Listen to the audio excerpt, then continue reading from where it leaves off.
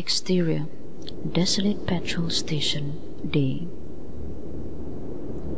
We see a petrol station long since abandoned and disused. The price billboard reads, diesel $49.95. The rest is illegible from the ton of numbers and from years of disuse.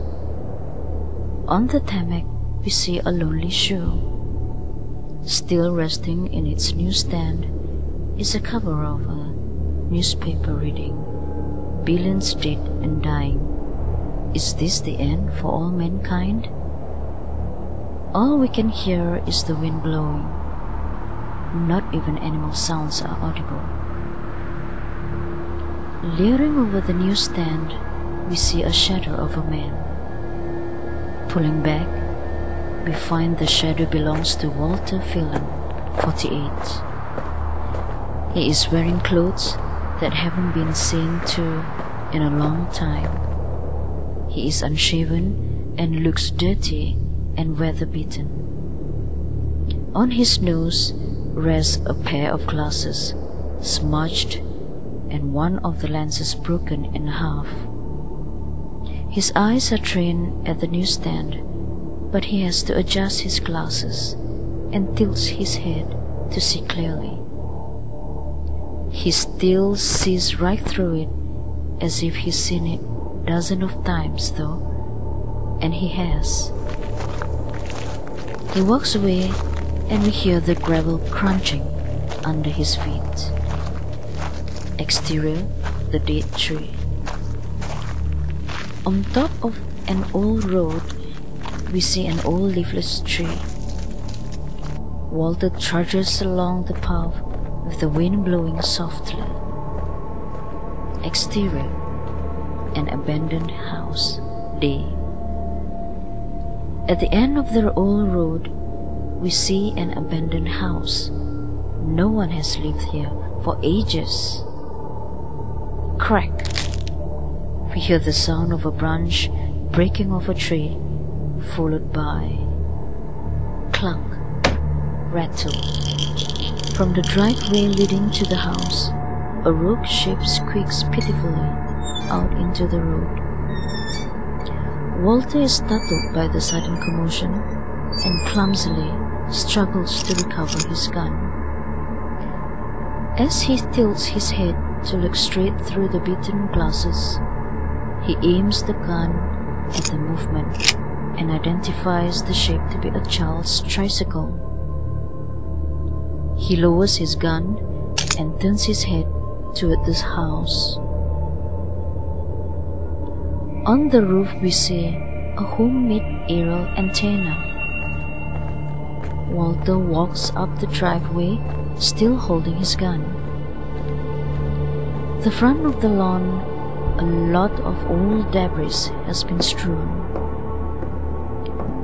Walter stands in front of the door, where a ragged note is gently flapping in the breeze. It reads, "Gone to hospital, Grace." He reads it and shakes his head. Then he puts the gun back into his pocket. He pokes the front door, which opens up effortlessly. Interior, an abandoned house. Walter walks into the kitchen and begins rummaging around the inside of the cabinets, pushing aside diverse kitchen stuff.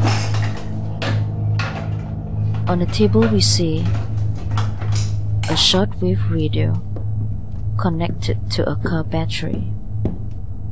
He turns the radio on, static. He makes a little victorious noise that almost comes out maniacally. He turns the dial and we see the frequency indicator moving through the bands.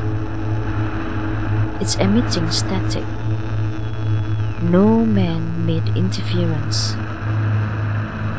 The excited state he was in fades from his eyes.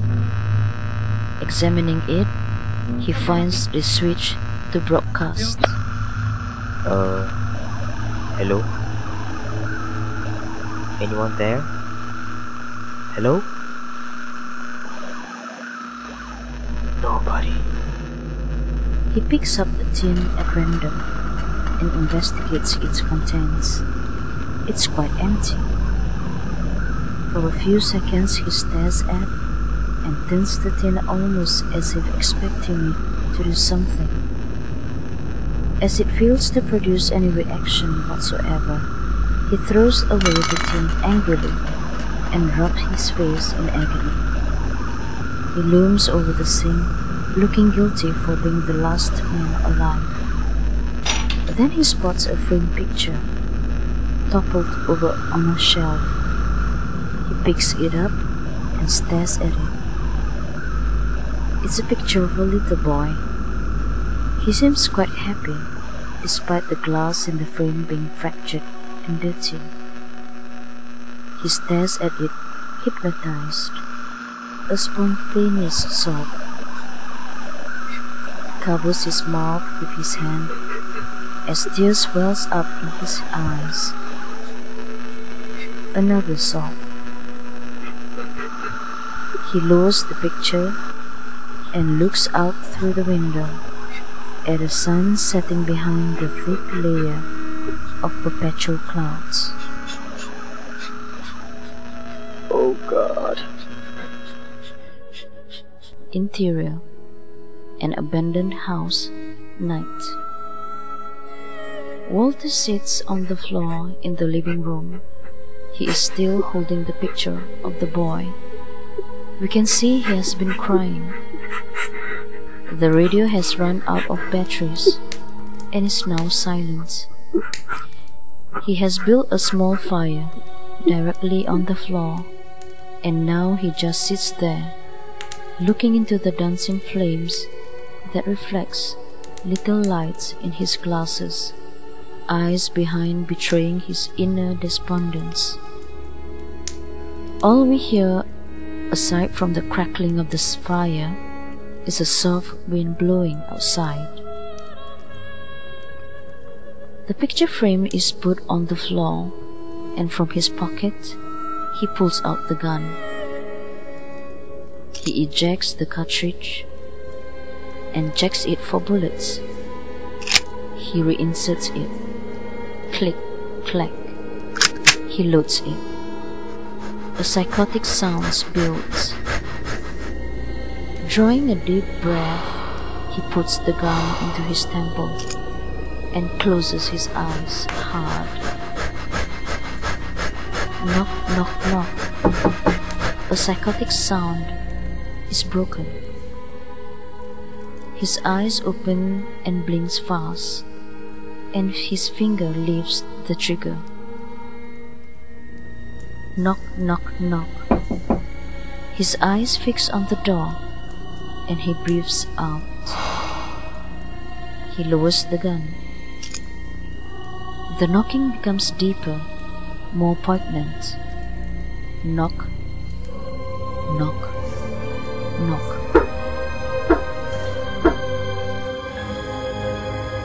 His face slowly lights up somewhat. Everything fades to black, and we hear, Who's there?